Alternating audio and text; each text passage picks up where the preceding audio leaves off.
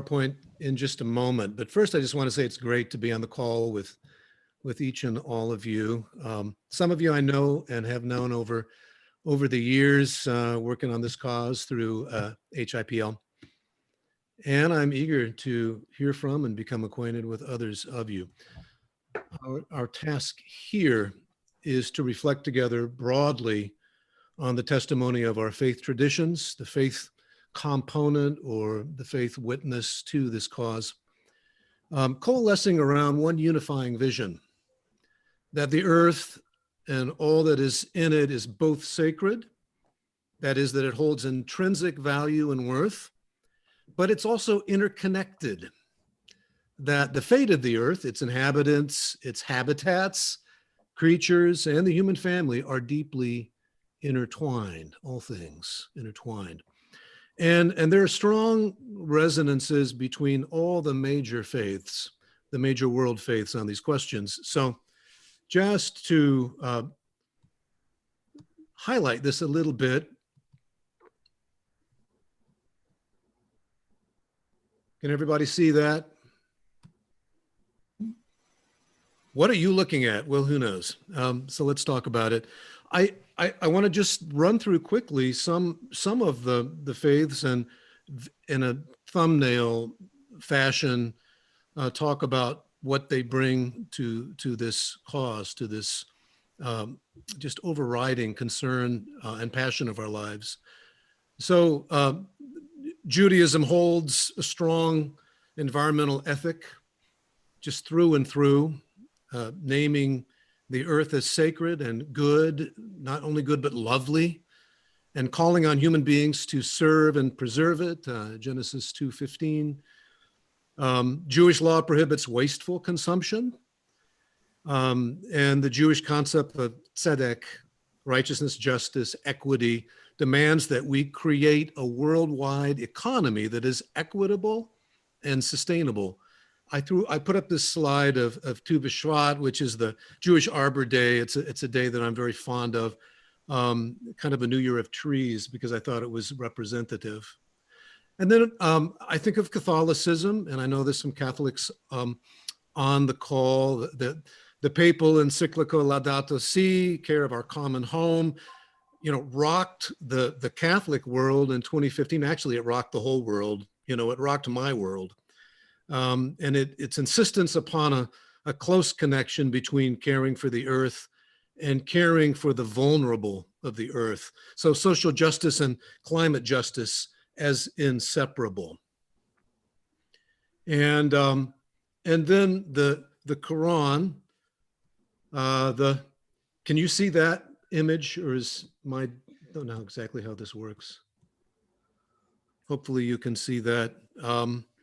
The Holy Book of Islam, right, contains over 750 references to ecology, containing principles for caring for the environment. There is the Hadith, the collection of teachings of the Prophet Muhammad that contain guidance concerning all kinds of things, from wild animals to livestock, to plants, to crops, to soil, and of course to water, especially important as a resource in ancient desert societies, but my goodness, increasingly important globally in our time. And then, oops, that was not supposed to happen. Let me back up, if I can. I'm going to stop my share for a second and see if I can back that up.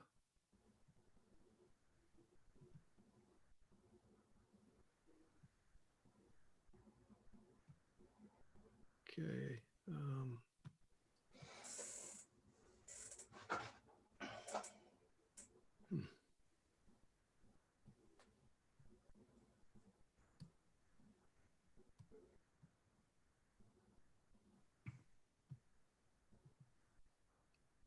Okay.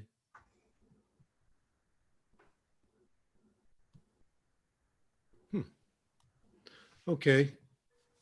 So you can see in the upper left-hand corner an emblem of Hinduism, known for its reverence of all life and of the environment through concepts like ahimsa, the nonviolent respect of all life, and then finally Buddhism, uh, which is a very environmentally friendly faith. Buddhists typically abstain from meat consumption. It's fascinating. I heard just this morning on the news, maybe some of you did, an interview with the Dalai Lama on NPR, and emphasizing the harmony with nature rather than control over it.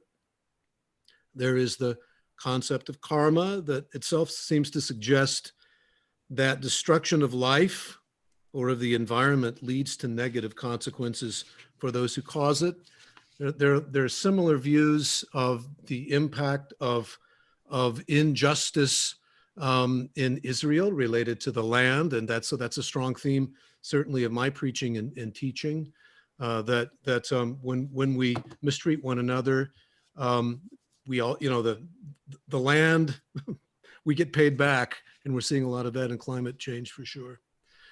So that while science and religion are so often portrayed as at odds, on this most critical issue of our time, climate change, there's a strong agreement about our place in the natural world and the consequences that follow from our relationship with it. Now, I don't have a record of your individual faith traditions, but my guess is that most of us on this call are Protestant or Catholic. But even within this religious orbit, there are so many, rich expressions of the mandate to care for the earth in general and to address climate change, the anthropogenic climate disruption in particular.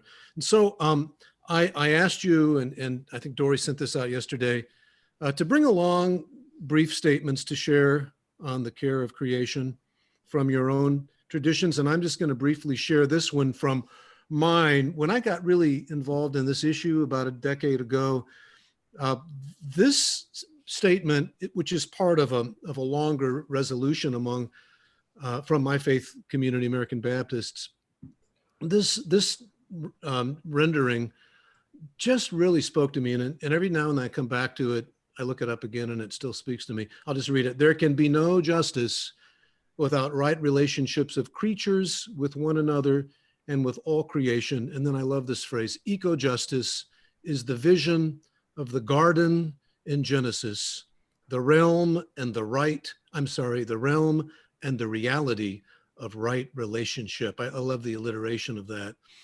The realm and the reality of right relationship. So I share that with you, and then I just ask you to, unmute your mics if you've muted them, and simply share something from your own faith traditions that speak to you. So please do that now if you've got something. This is Kathy Tanner. I'm a Unitarian Universalist. UU is a non-creedal faith. We are guided by 7 principles of behavior and attitude. And the 7th principle is the respect for the interdependent web of all existence. And I think that single principle underwrites my attitude towards our relationship with the earth. Thank you for that, Kathy. Yes, my name is Ed King with Carmel United Methodist.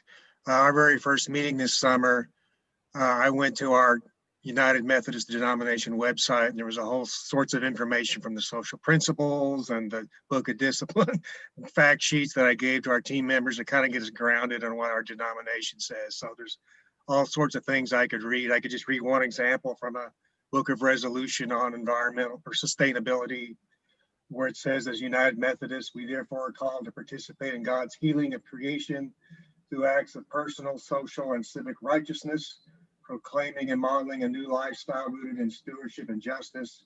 We work towards the day when all of God's children respect and share in the goodness of creation. So just one example of many that comes out of our social principles from our denomination.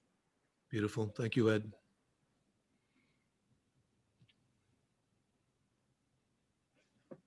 Caroline Nellis. I draw from a number of faith traditions. I was raised in Catholicism, so I'm very proud of Pope Francis. One of the faith traditions that I spend a lot of time with nowadays is Lakota.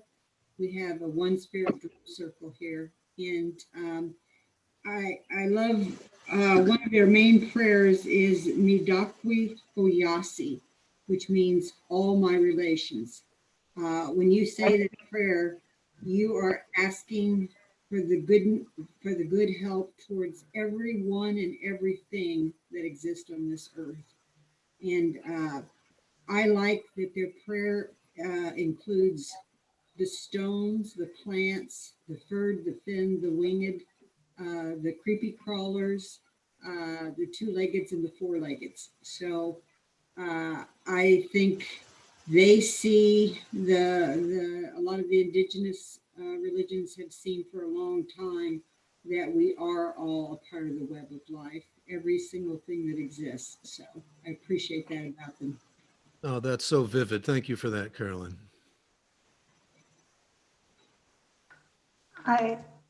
This is Lenore. I have a statement that's Evangelical Lutheran Church in America, and it says, caring for creation expresses a call to pursue justice for creation through active participation, solidarity, sufficiency, and sustainability, and states the commitments of the ELCA for pursuing wholeness for creation. Beautiful. Good. I think we have time for maybe a couple more.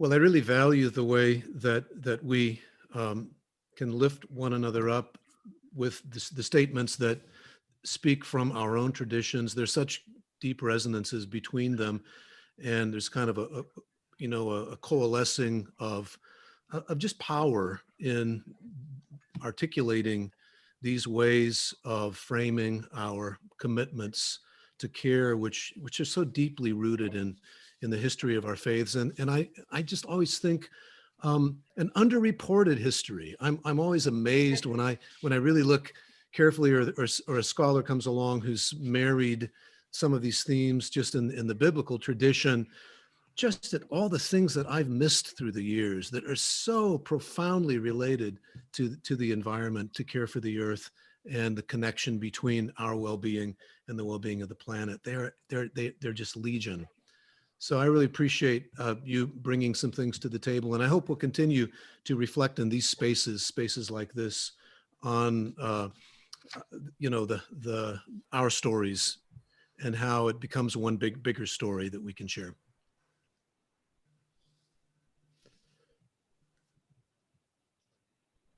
So I guess we're moving on now.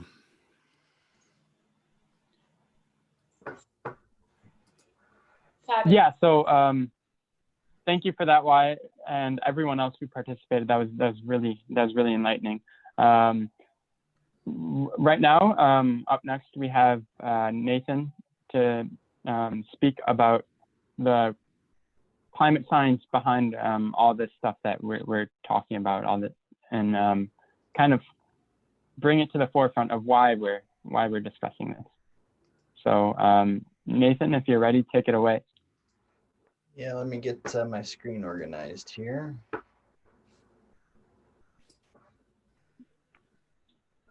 see. So can everybody see that? Yes. Yeah. Okay, well, welcome everybody. I'm Nathan Carmody. You're going to hear, we got lots of material that we're going to cover, so we're going to go through lots of slides here. You're going to hear some stories about myself as we kind of move through some of this, and we're just going to go ahead and jump right in. I'm sure you're all probably familiar with this slide. This is referred to as Earthrise. This was the first time humans were actually able to see the Earth floating in space, and it was taken as astronauts were orbiting the moon to try and find a landing place for our 1969 trip that would have happened 7 months after this that first photo. And this second video, or this second picture, is known as the blue moon.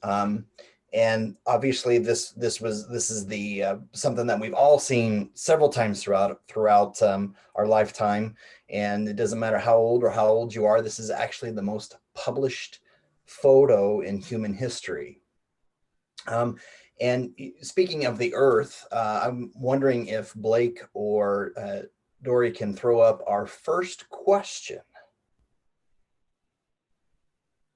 When was the first Earth Day? So if maybe we can take another 25 seconds or so.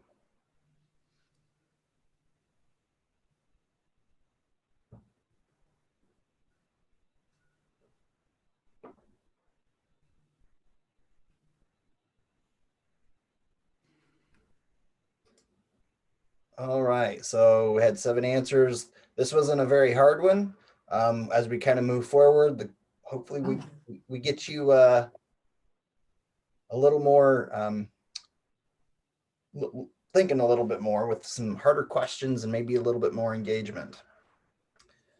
Let's see. So as we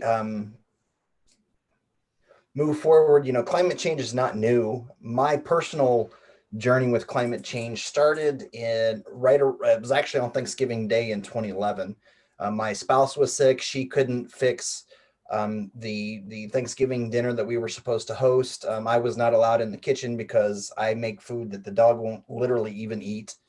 And all I wanted at the end of that was to just have a nice cold Pepsi. I made it through the mill, was taking the last swig of Pepsi. I went to go throw my aluminum can into the trash, and I hear my siblings screaming from behind me, "What are you doing? That's not environmentally friendly." So, being the younger sibling, and as siblings are, I put the Pepsi can on the sink, and as a way to kind of show her, if you will, I started saving cans. That quickly turned into having trash bags upon trash bags of cans, so that I could, again, just kind of show her that I was environmentally friendly. Fast forward 20 years, and here I am. Every decision that I make, every decision that our family makes, tries to put the environment first and foremost. I kind of anecdotally track data. We have about a third of the amount of trash that our neighborhood has. So I always try to see how many weeks maybe I can go without actually having to take the trash out to the curb. So my wife does not appreciate that sometimes. So as I was saying, this is not anything new.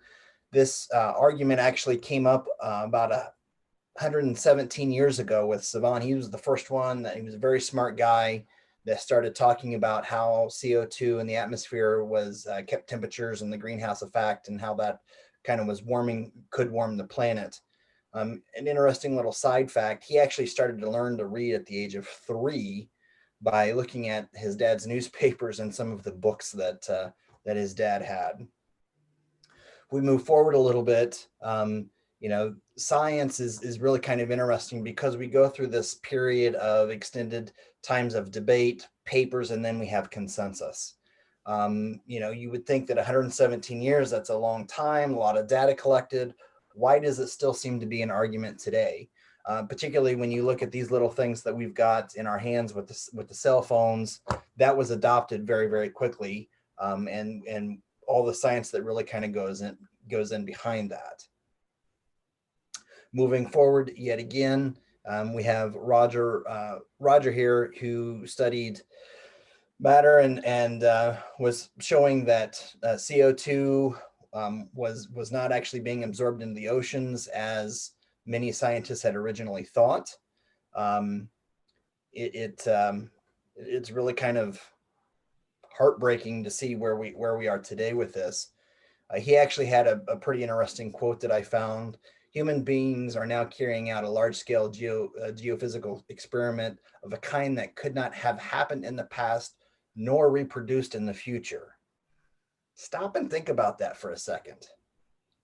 The largest experiment ever. And I don't know about you, but to me, it feels like a failed experiment. So as we kind of pivot here and we bring this to our own backyard, what are some of the beliefs about climate change here in Indiana? And as I dug into this, when we get around individuals that of a similar mindset, it feels like our group is pretty big. And then when we get outside of that, it feels like we're rather small. So I decided to try and like dig into this a little bit deeper to see if there was any data that kind of showed a consensus of where Indiana was. And one of the things that I came across was the Yale Climate Change Survey. And this map here really kind of shows you where Indiana is. More than 50% of every county typically believes that global warming is taking place. The national average is 72%. This is great, but I also hear from a lot of people, well, that's Yale. They're left. Of course, they're going to skew all that way. So I dug a little bit deeper and I found Arizona State. They actually produced an interesting study about environmental issues with Indiana. And speaking of seeing how important state parks and preservations and forests are, 98% here in this first paragraph say, the respondent said that it was very important, or of that 98%, 72% said it was very important or at least somewhat important. You can really kind of go through some of the other pieces of data here, but this really kind of starts to frame the larger picture of what do Hoosiers think in general about climate change. And to really kind of bring this home even more into our own backyard, IU has a really interesting thing going on with with an organization that they started called the Environmental Resilience Institute, and they created something called the Hoosier Life Survey. Now, many of you on this call might be familiar with it. They do lots of data gathering, lots of projections. You can see some of the information here on the left-hand side that they not only take opinions of how Hoosiers perceive climate change, but they also look at things like water systems, green infrastructure, human impacts and attitudes, education and outreach, things like that. One of the things that they found is that more than 58% of Hoosiers, believe that environmental change is adversely affecting, what's going on right now. This is, for me, pretty clear that Hoosiers, for the most part, over half of us believe that climate change is real. Now, we do come across individuals that still say, well, it's fake, it's, whatever, politically motivated. But at the end of the day, we're actually starting to see some more consensus with that. And Hoosiers have started to take some simple steps. It could be as simple as replacing LED bulbs or planting more vegetables in their own garden.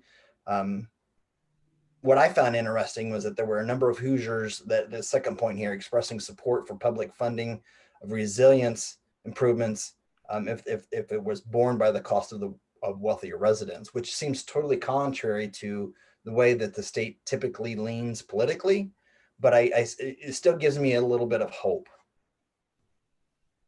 As we move forward here, we're going to kind of take a step back, and now that we know that we're not really too dissimilar, when we look at our attitudes towards climate change, it makes me feel like there's a lot more hope for the state, and maybe we can start to see some more legislation put in place. But as we move forward, it's also important to take a look at the past. So if you take a look at some historic data here and use 1951 to 1980 as kind of a normal distribution of normal temperatures below or cooler than average and warmer than average, and then you start to move forward through the decades, look at this curve shift. And look at where we were from 2009 through 2019. Those events that were 0.1% at one point now cover almost 25%. Now, what's one of the big effects of that? 93% of the extra heat trapped by our pollution goes into the ocean. Now that in and of itself, you know, it's kind of an interesting number, but it's like, so what? Well, there are some big ramifications from that, actually. One is when you stop and think about the currents of the ocean, they regulate a lot of the temperatures that we see across the globe. And one of the side effects of that, as that gets disrupted from the increased heat, is that there could be areas of the globe, say Europe, for example, that may end up with completely dry riverbeds. And other areas of the globe, say maybe North America, that end up with these huge windfalls of rain. And we'll talk more about that in a moment. But think about what that means for these mass populations that we're already starting to see migrate. The point of this slide here is to really kind of show how this is increasing exponentially. 50% of the increase of the ocean temperatures have come, say, in the past, say, 17 to 18 years. That is huge. It's the negative compounding effect that we want. This is the normal precipitation cycle that we see, or that we were taught in grade school. The precipitation, water runs off, and then evaporation actually happens. This, in conjunction with the increased ocean temperature, there part of the reason that we see dynamic change is because there are, in the atmosphere, there are these big highways, if you will, that kind of help carry precipitation and move things along with the jet stream. So let's talk a little bit about Indiana climate change. So as we move to Purdue, they do similar, but it's a little bit different than what IU does. They study climate change and have produced a pretty neat study. This is similar to the bell curve that I was showing you a little bit earlier. Big moves, very short time frame. The takeaway here is that Indiana has seen a 1.2% or a 1.2 degree increase since 1895. A rising temperature increases the amount of extreme heat. What I want you to think about is the social impact of this, and we've already talked about this a little bit. Increased healthcare costs, lower costs of living. Also think about where these people are located. Oftentimes it's in the floodplains, it's in the high pollution areas. This is an article that I found that was just published a few months ago. Look at that in the blue.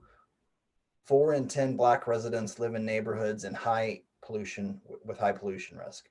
And that's just related to Indiana residents.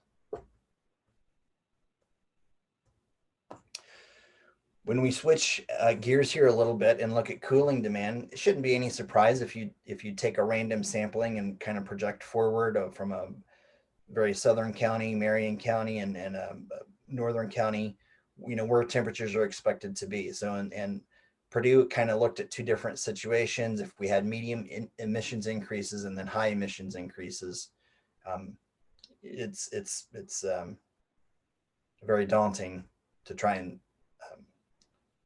digest that. Again, increase in heat-related illnesses.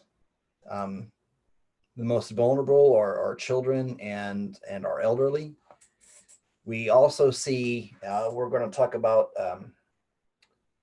agriculture here in a moment, but we are going to see lower yields. I saw this not only here, but I saw it at the IU Sustainability Conference, which, by the way, I would recommend that you maybe check out. It's crazy. And part of the issues that we've got kind of running across the healthcare systems is the expansion of West Nile and things like that, which, I can't speak for everybody, but I can also tell you one of the first encounters that I remember with the tiger mosquito for whatever reason, we were going to go for a walk. And I was waiting for my family, and you hear the little bzzz flying around your head. So you swat it away. No matter how much I swatted it, it wouldn't go away. So I'm sure that I probably looked like somebody training for a karate movie, and my neighbors were probably inside laughing at me, but it just wouldn't go away. This little thing was aggressive. I didn't realize it until later when it landed on me that it was a completely different mosquito. Obviously I got curious and came back and tried Googling, why does this mosquito look different than what I was used to? But it was that annoying mosquito noise that wouldn't go away that really kind of stuck out, because we were going for a walk during the time of day when mosquitoes normally don't bother you in the heat of the day. Snow. Obviously there's going to be less snow. The thing that really disappoints me here is that I've got two children. One, my oldest child is off in college, and when she was young, we were at the very beginning part of that increase in temperatures that we've talked about a little while ago. We had lots of snow days. There were many snow days that we just stayed in and drank cocoa and watched movies. My youngest daughter, who's 7, when there's a snow day now, enough snow to go to the sledding hill, we almost drop everything that we're doing just to make sure that we go and take advantage of that. I want to make sure that she has those opportunities. I'm actually scared that she won't have those opportunities. For me, those were great memories as a kid, going sledding and building snow forts and having snowball fights. Cooler temperatures means that we have the lack of cooler temperatures means that we have more disease-carrying insects, because that cold temperature helps regulate the number of mosquitoes and ticks that we have the following season. This is the precipitation map of Indiana and the increased rainfall that we've seen from 1895 through 2016. Wow, what is there to say about this? This is just very eye-opening. Part of this is due to the fact that as we get warmer in the winter, we tend to get more rain and less snow. It's just mind-boggling. One thing I learned this year is that our drier months tend to be a lot more dry, and then our wet months tend to be a lot wetter. So again, heavy rainfalls. We have runoff events. This is what I'm seeing in my backyard. My addition was built in 1989 on an old farm, on an old farm. It was a field. And there they put in drain tile, and when we first moved in, the tile was big enough to absorb and process and move all the water that we needed, so that we didn't get any flooding. Well, the back of my house is a few feet down from my my foundation, so I don't really have to worry about it coming into the house or anything. But we do get about 18 inches to 2 feet of water that actually builds up regularly now in the back. Now, what's ironic and kind of funny about this is my neighbor is very adamant that we need to go in and figure out how to clean out these field tiles. And maybe that's the case.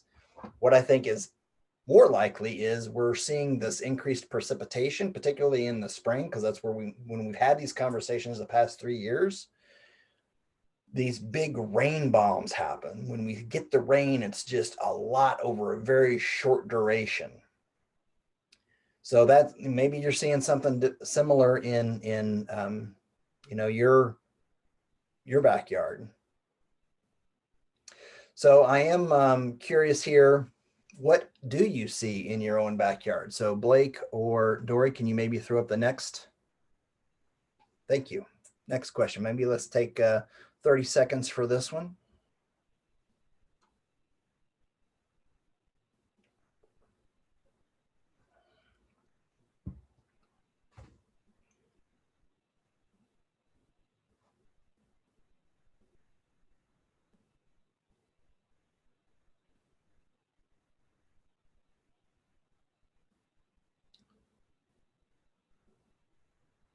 Few more seconds.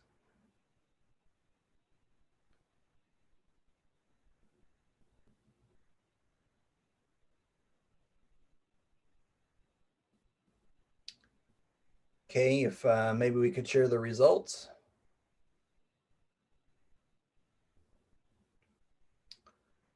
All right, wow. Japanese beetles, yep, that's eating a lot of our plants. They found out that they seemingly like strawberry plants this year. Ash borer, yep, I had to cut down an ash tree in my front yard a few years ago. The Asian carp, I know that that's in many of the rivers here in Indiana, Wabash. Tiger mosquito, a couple people similar with that. I have not seen the longhorned beetle. All right.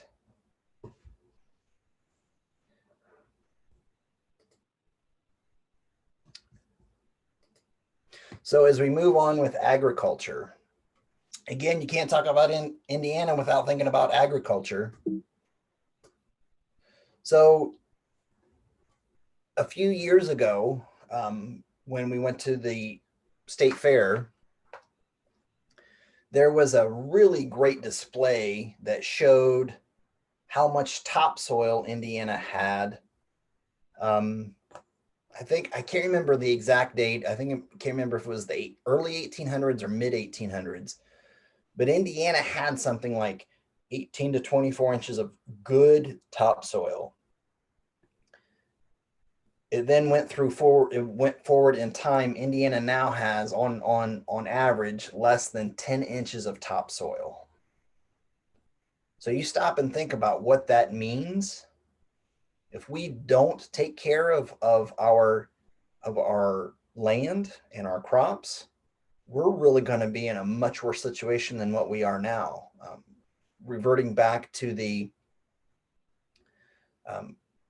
field that my house was built on, for the past 3 years, we have tried with raised beds to grow crops. I mean, we only tilled up just the top couple of inches, and we put in sand, and we put in a little bit of peat moss. We tried to limit that. We've tried composting and tried different composting techniques, and it's just been really difficult to get anything to grow. Well, this year I got angry and spent over $100 just on a third bed to put stuff in it to get anything going from it. I think we'll be okay with that bed as we move forward, but I shouldn't have had to have done that. My neighbor who does a lot of gardening has faced the same issue. So it's really interesting to see how that kind of plays out there. Soil and organic carbon, conventional till versus non-till, we can kind of see the positive effect here. There's actually an individual out west. I wish I would have copied the link to the video, who noticed that when he started taking his livestock and moving it from one pasture to the other instead of keeping it all on one pasture, when the livestock was moved to the next pasture, the first pasture where the livestock started recovered a lot more quickly than the farmers around him who kept their livestock on the same pasture to feed and graze and that kind of thing. So that's something that I think we're going to see a lot more of as we move forward. My hope is that comes to the Midwest and particularly Indiana very quickly. And the point and one of the big effects of that is that those pastures that recover a lot quicker store a lot more carbon in the ground. Again, this is kind of the growth of the no-till movements here in Indiana based on the crop. It's not as rampant as I would like to see. I think as we kind of get into this, I think there will be some initiatives for farmers to kind of change their practices. And when you stop and think about it, if you're not tilling a field, guess what? That means less fuel that you're burning. It also means less maintenance and wear and tear on your tractors. I'm going to kind of just rest here for a second and let you kind of process this.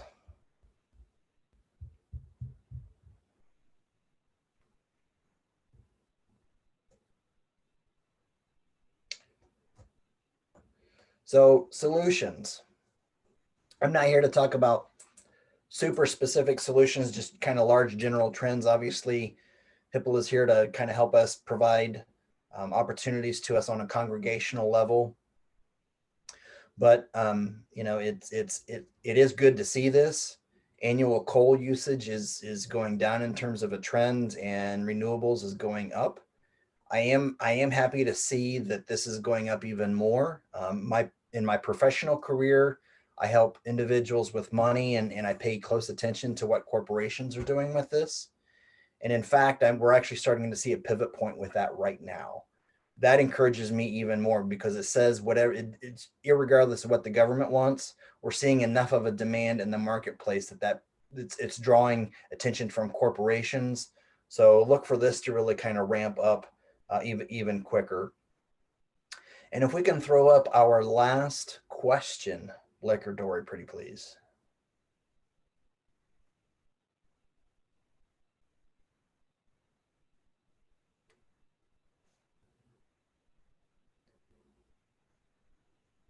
I'm really curious. I'm hoping that I get you on this one. A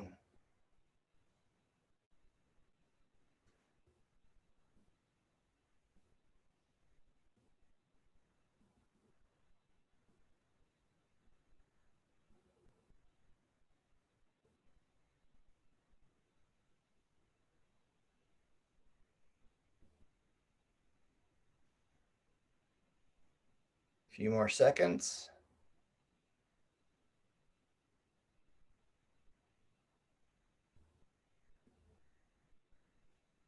All right, if we can share the results.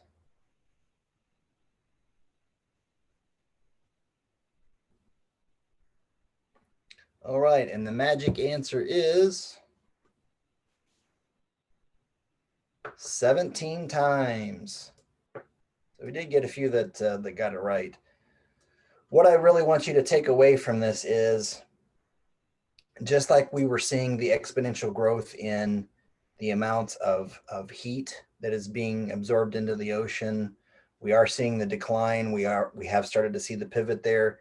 There is a lot of hope, and with the corporations starting to turn the corner, marketplaces turning the corner, the marketplaces turning the corner because people are demanding it.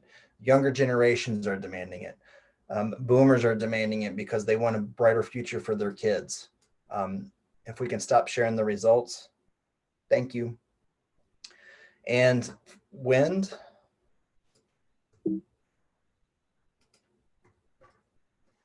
"22 times. This again gives me a lot of hope. We know that Hipple is great at providing some resources to this, and I think actually next month at or next week, somebody from Purdue is going to be speaking here, so that might be a good place to ask some questions to. I am not a scientist by any means, but hopefully that you've kind of picked up on my interest in this. Most of this has really just kind of come from questions that I've had for myself and things that I've tried to kind of help improve here with using my family's resources.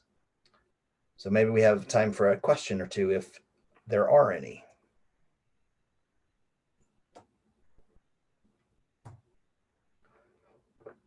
Could I just add one brief thing? We had county extension agent at our green team, and they mentioned planting cover crops was extremely important, as well as the no-till farming too.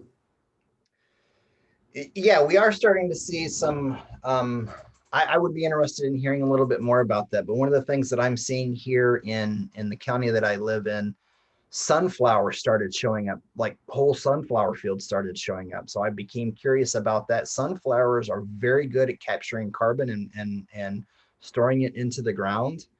And the 2 or 3 fields that I've seen with that, some of them of the flowers are harvested. I don't know what they do with the seeds. I don't know if they're pressed for their oils or what happens with that. I know a few families take sunflowers and then sell them to the public, but maybe you can tell us a little bit more about that.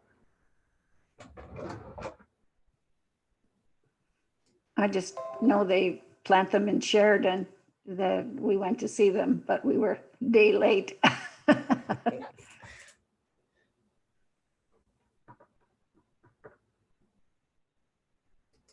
Also, one thing, National Geographic did a story on the grazing of cows, utilizing manure to put carbon back into the ground. And they, if I remember correctly, after watching it, they show how a farm next to another farm, one that did the rotation, actually had a much larger, statistically significant amount of carbon taken out of the air and put back into the ground, as opposed to the farmer that didn't.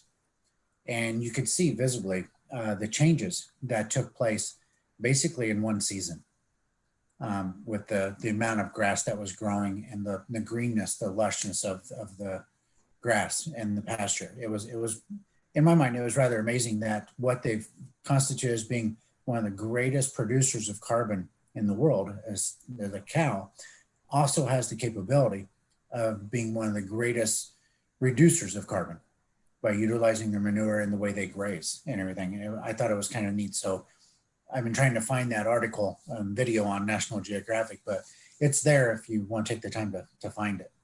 Yeah, it is really interesting. And part of the, I'm probably very related videos. Maybe it's even the same video. Do you remember them talking about the improved biodiversity because of all of this? Yeah. Yeah, they pretty much touched off on everything and all the benefits of it. But it was, if I remember correctly, it was like the single act that can reduce the most amount of carbon was utilizing what produced the most amount. So there's a solution to the problem within the problem. And it was kind of, to me, it was interesting that, in cattle, beef, is regarded as the highest producer of carbon in this world. But then again, it may be the single most largest reducer of carbon as well, if we can utilize it the way Mother Nature intended. Right. That's interesting stuff there, Tony. Sorry, we have to cut this great scientific discussion off about all these new interesting ways that we can really solve the problem in front of us. But we're going to move on right now to the solutions and how we can work as green teams to conquer these challenges ahead of us. So Reverend Wyatt and Rosemary are both going to move on with the solutions now. So if you guys would like to take over, that'd be great. And Hey, thank you, Rosemary. Nathan, for that. Sure. Thank you, Blake. Excuse me. Well, I'm so glad to see everybody, and I'm so glad to see so many familiar names. I haven't met all the folks from various Catholic parishes who are on today, but your names have come up when we've talked about your excellent work in the Arch-Indy Creation Care Commission. So very glad to see all of you and look forward to meeting you in person sometime. Wyatt and I are going to talk about the logistics of forming a green team and then implementing green team activities. And obviously this is a topic that could take the entire time, and actually Hipple has a great workshop on forming a green team. So you might think about signing up for that at some point. But we thought to cover some important points in a way that will help you remember them later on, we thought acronyms would be fun. So my part of this is planning or organizing a green team. And the acronym we're going to go through for this is PLANT. And Dory, do you want to share my slides for me? Thank you. The good news is there is so much out there now on forming a green team, doing activities in congregations, that it's a lot easier to do now than it was when I was trying to get something started at Our Lady of Lourdes Parish in Indianapolis, probably 6 or 7 years ago. And I'm not seeing the slides, Dory, are they?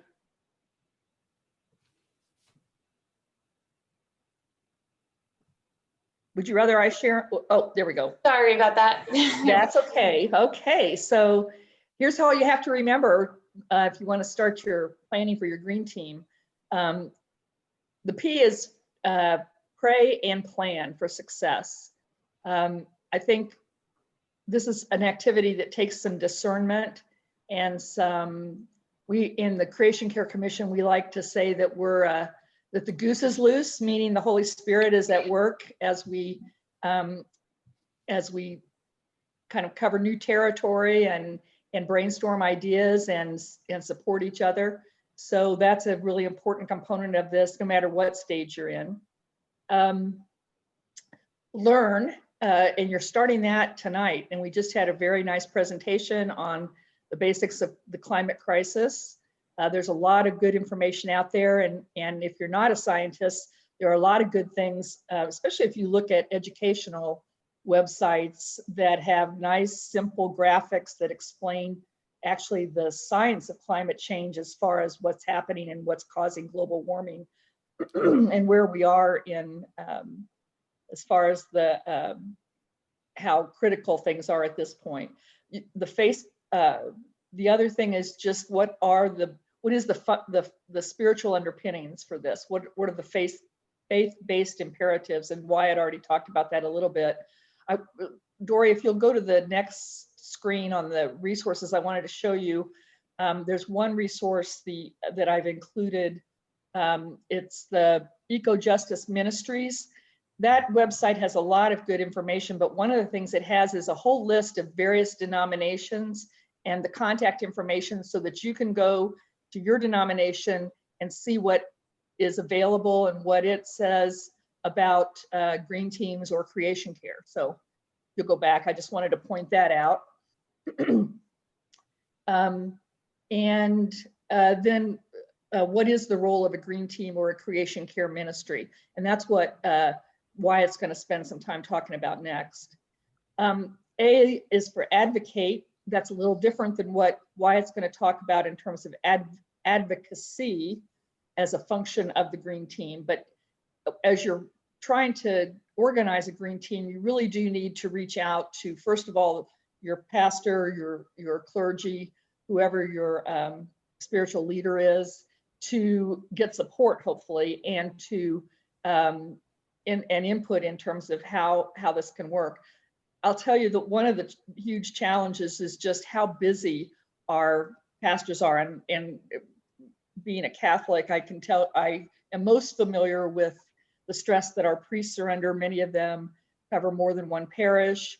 They have, there's one priest in the congregation, and so it's really a challenge to get the clergy actually maybe involved on a day-to-day basis, but to get that support is so important, and to encourage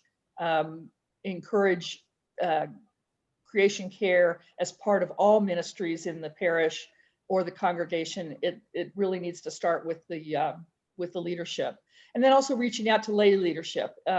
We have parish councils, and it's important to reach out to those folks, let them know what you're planning, get input, recruit from that group if possible, then staff in the different ministries in the parish, in the congregation. And hope, because what we like to say is that in creation care is not really a separate ministry. It is something that is involved, that every ministry should have creation care or environmental components as part of it. So it's really something that is touches every ministry that our congregations have. And so it's real important to reach out to them at the beginning. Next, the N is for network. And I can't stress enough how important this has been in my journey. Wyatt, actually, I met Wyatt when he contacted me about forming the East Side Creation Care Network, which he and I are both involved in, being from the Indianapolis East Side. And it was like 7 years ago, I think, at this point, Wyatt, maybe longer. And especially early on, when I was not having any receptivity in my own congregation to be with others, though, who were who were having the same struggles, who were hearing their stories of some successes, was just so important. And it also just really enriched the whole experience, because every faith tradition does have a different take on our relationship with our natural environment. And so networking is just so important. Now there are so many green teams already in existence that networking can really help be a shortcut for you in terms of getting ideas and support for what you might want to do in your own congregation if you haven't, if you don't have an operating green team already. And then lastly, team build by recruiting enthusiastic members and creating a unified mission, vision, and plan. And again, it's so much easier today to recruit enthusiastic members than it was a number of years ago, when this really wasn't of critical importance to most people. I think that that's changed significantly, and I think it's going to continue to change as it becomes more of our national dialogue, I hope, especially with some new leadership. It's easier to get people who are enthusiastic. And now at Our Lady of Lourdes, we have an active green team with, over half a dozen people on it. So it's really easier now than it used to be. And Dory, if you could go to the next, I want to just show you, I've included two things here. One is a list of contacts of parishes and congregations that already have green teams or creation care teams, that with name and an email address, so that if you want to contact somebody, I would especially encourage, I know Andy Pike and his wife Sharon Horvath from St. Thomas Aquinas have given green team presentations to several other congregations, and they have a nice presentation. If that's something that would be of interest, I would recommend getting a hold of Andy. But all of these folks can give you their intelligence in terms of their experience and that kind of thing. And then the next one, I just put together a kind of a list of resources with some URL addresses so that you can, I think it's it's the one prior, the resources. Obviously, Interfaith Power and Light and Hipple have tons of resources.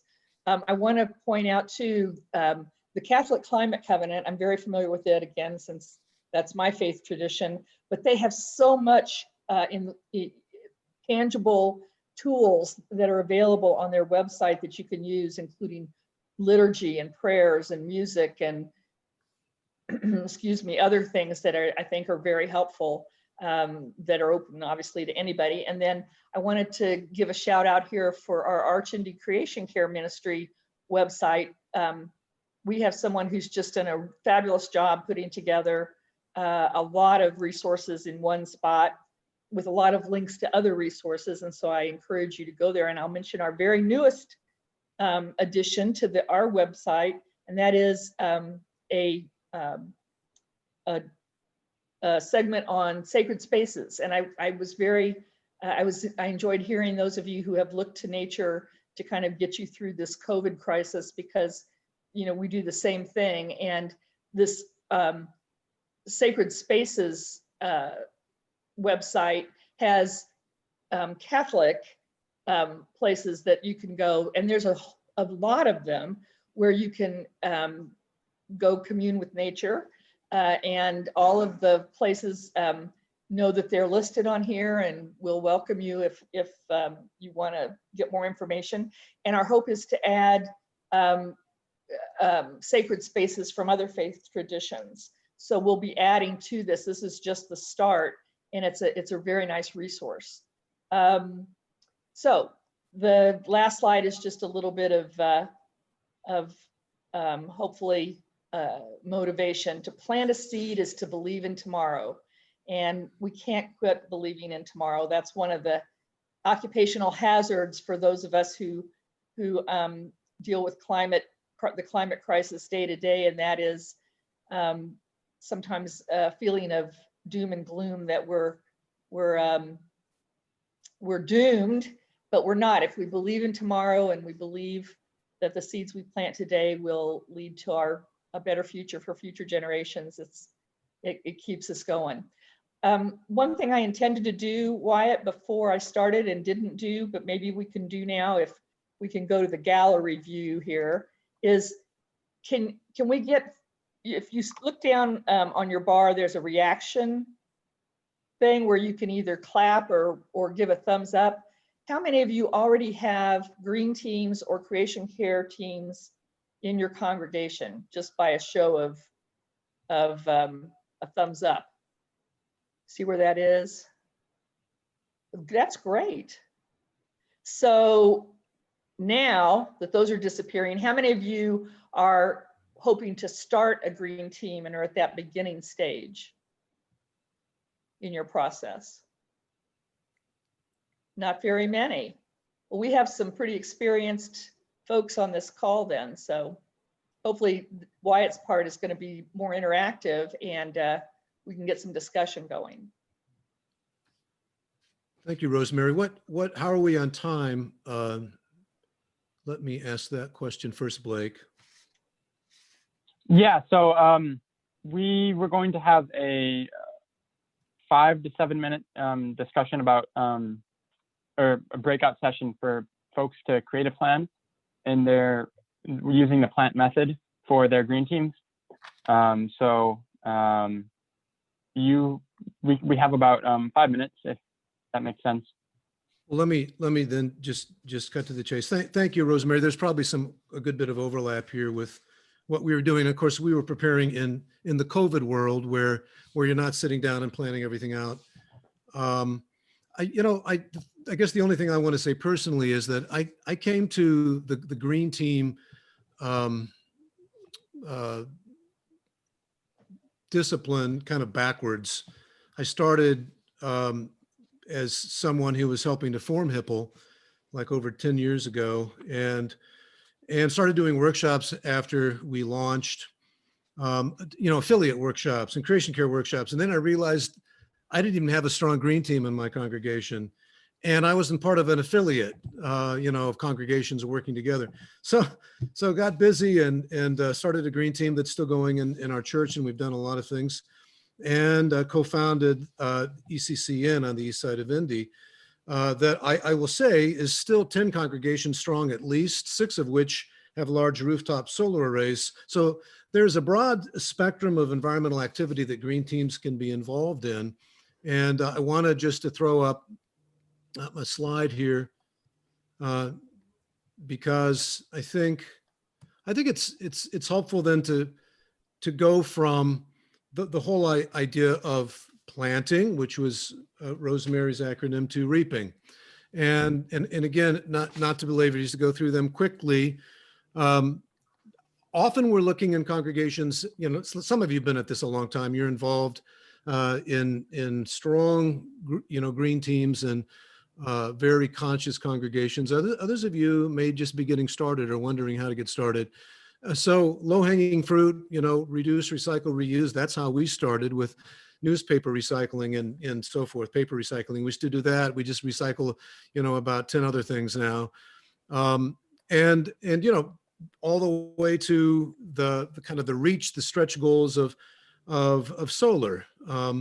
I will say that each of these things we do in the congregation make our congregants, allow them to become more conscious of these things in their own homes. And this was always the Hipple genius, I think, if we took seriously how to practice these things through green teams in congregations, then suddenly you're multiplying the benefit because you're making members of the church sensitive to these and committed to these goals that the churches are doing, their church is doing. And suddenly the multiplication factor is just, it's exponential. So that's the R. E is education. And here we're talking about not only teaching, as Nathan was sharing, the science of climate change and potential solutions, but also our faith mandate to act, a deeper dive into our faith traditions and their teaching on care of earth, which is much more central, as I was saying, to our faith than we've often realized. I'll say that on the Eastside Creation Care Network, and I know that Rosemary and others would back me up, advocacy has been utterly key because here in Indiana, we play a lot of defense and we need to be down at the State House a lot, as we have been. So there's a great sense of purpose in organizing to safeguard air and water in Indiana and climate outcomes, and also the vulnerable, the people most readily impacted by bad environmental policy, people who tend to be poorer and with less options. And worse healthcare, so all these things play together in climate justice. So advocacy has been key. And then projects, this is where a lot of congregations start and sometimes end. And they're all really helpful. Like we're doing prairie stuff. We have bees on our property now. Gardening, tree planting, a lot of us done these kinds of things, but these are things that bring congregations together, but also communities together because they're visible signs of our commitments and they benefit not just us, but the people around us. So I guess the last thing I'd say before questions is that active congregational green teams are great. And I've experienced tremendous benefits and awakenings to our cause through them, but they can be lonely. And that's why connections, the connections that congregations banding together into affiliates, that's why they're so valuable and important. So on to questions for discussion. And I want to ask all of them together because I think we may get some responses that are helpful. First of all, and again, Rosemary alluded to these at the end. What is your congregational green team currently doing, if you've got one, in one or more of these areas, the areas of REAP, which I laid out?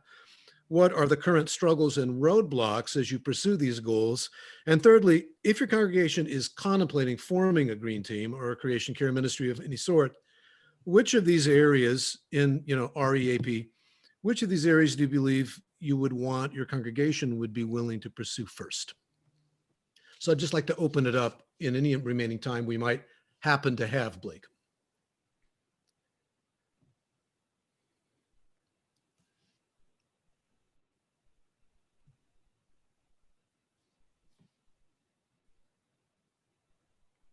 I'll speak up.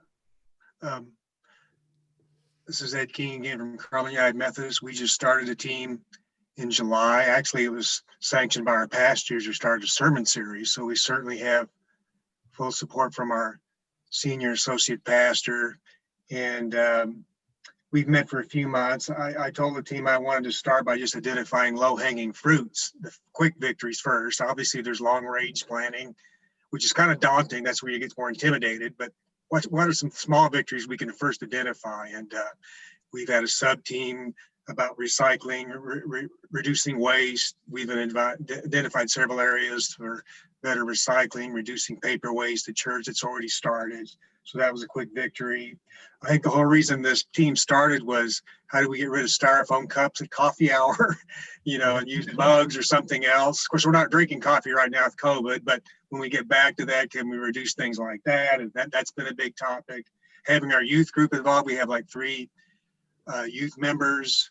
And they started a composting project, and how do we get the whole church involved with their composting project? Starting to send out did you know facts in our monthly or weekly newsletters that talk about education, getting started in that way. We had some of our members visit another church in Carmel. It was considered a role model green church. We're not a role model yet, to learn what they're doing. This is to your networking you're talking about. I think that'll be valuable going forward. We had another person speak to our group from another church in Carmel about what they've done. They're more advanced as well. So those are all short-term things we've done so far to get the ball rolling. I think what's more daunting is maybe the longer-term big sustainability planning, things that might cost money or investment where your trustees might say, no, that, I think are more intimidating. But at least in the beginning, we've identified some, I think, low-hanging fruit to start some momentum on the team. So that's where we're at. We're just a few months into it. Appreciate that. Quick question, Ed. Is role model green church, is that UMC lingo, or is that just what you're I just used it. I guess I used it, but it was considered, it's the Church of St. Peter's Church of Christ in Carmel, UCC, that's I see. well, we're I didn't get to go on the tour. Members of our team did, and they were very impressed. So Great. I guess I use that term, that role model in Well, we all Carmel need as a, them. We all as a need them. green. Yeah, because we're just starting, and everybody's very impressed what they're doing with gardening, solar panels, reducing water waste, all sorts of things that I think everybody was very impressed with. So that's an example of the networking that you heard here. So we're just a few months into it. Anyone else, and maybe particularly under current struggles or roadblocks, things that you're finding difficult? Well, at our church, we're hardly open. You know, we have just minimal number of people attending church right now. Most of them are watching the services online, and we haven't had much of meetings at all. We're limited to just a few that are allowed to meet together. No more than 15. Well, we don't have 15 in our actual green team, but we're just sort of stuck right now. And if somebody's got some great ideas for what we can do online, or I guess writing articles in the newsletter would be one that one of you just mentioned, which is good. But like some other ideas too. I bet a lot of us resonate with the struggle during the pandemic to feel like we're Right. relevant on this issue. Yeah. Others. I know you've already done this, but one of the green teams that we worked with planted a bird and butterfly garden at this time because they could do it social distanced still. I know you guys are already ahead of that game, but Yeah, that's great. Good.